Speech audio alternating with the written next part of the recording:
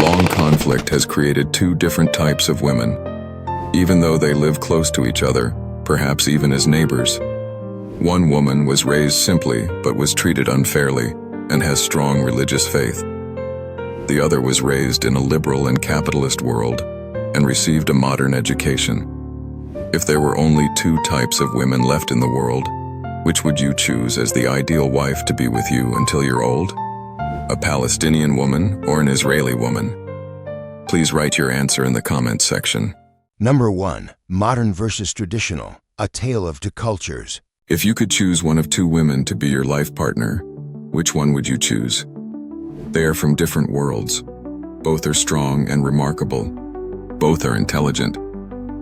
However, they are both influenced by cultures that are very different from one another. One is an Israeli woman, and the other is a Palestinian woman. First, let's talk about the Israeli woman. She grew up in a place where serving in the military is commonplace. She knows how to handle discipline and technology and has many ambitions. She is highly educated, has strong opinions, and isn't afraid to debate politics, the global economy, or who really won the last board game with you. She may speak multiple languages, know how to negotiate, and have a LinkedIn profile that could impress many of your friends. She acts like a CEO, even when she's just getting coffee. Now let's meet the woman from Palestine. She was raised in a family that highly values tradition and religion. She speaks softly, but she is very wise. She learned that true strength comes from patience, that true honor comes from caring for your family and parents, and that love is a silent promise that always exists, even when it's not spoken. She loves you because of her love for God. Although she may not be interested in politics, she knows how to educate and care for your children so that they grow up to be good, respectful individuals. She believes in God, purpose, and humility. To her, marriage is not a big deal. It is a sacred commitment. So who do you choose?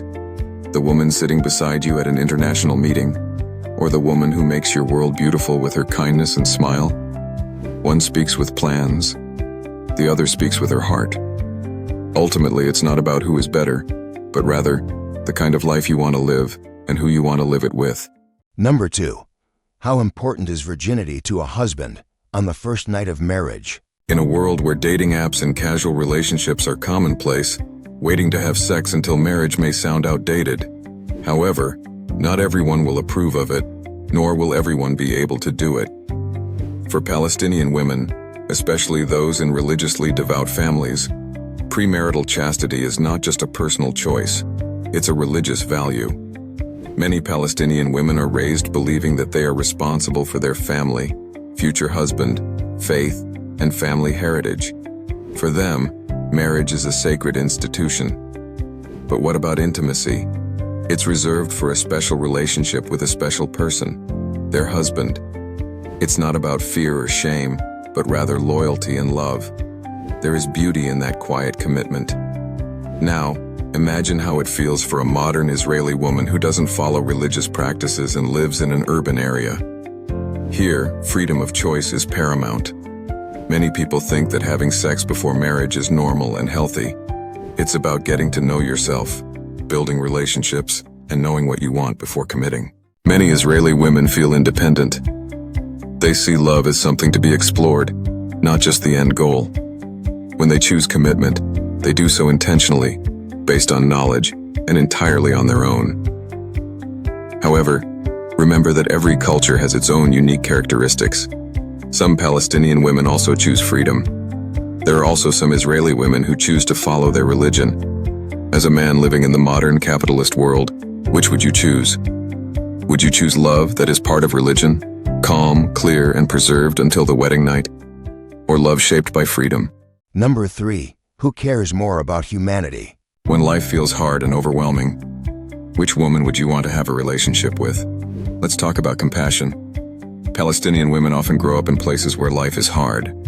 She has experienced a lot of suffering. She has lost loved ones, her home, and sometimes her voice due to prolonged conflict. But even in her suffering, she finds new strength. She learned from a young age that being kind isn't about how others see you. It's a responsibility. She helps her neighbors even though her own home is in ruins.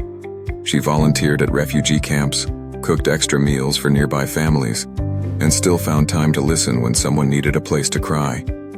It wasn't just because it was her job. She knew what it felt like to be forgotten, and she didn't want anyone else to feel that way. On the other hand, an Israeli woman raised in a modern, global society also grew up aware of the world around her. She knows about tensions and security alerts. However, she also had a great education and access to great facilities, and she often interacts on social media. Many Israeli women have careers. They care about justice, equality, and freedom. But in a society that values progress and individualism, compassion is not always a priority. Compassion is a value, not a survival skill. So, here's the question. When everything around you is falling apart, would you prefer to have someone who understands your struggles because they've faced similar ones? Or would you want someone who sees your suffering and chooses to care about it? Maybe both types of people are strong, but strength doesn't always look the same. The same is true for compassion.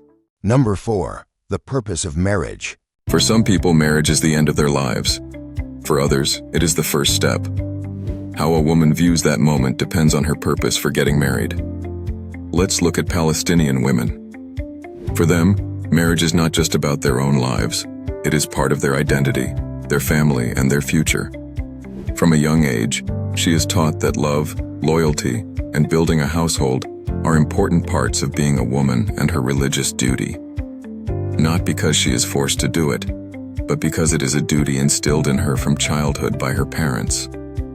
For her, being a wife and mother is a noble task.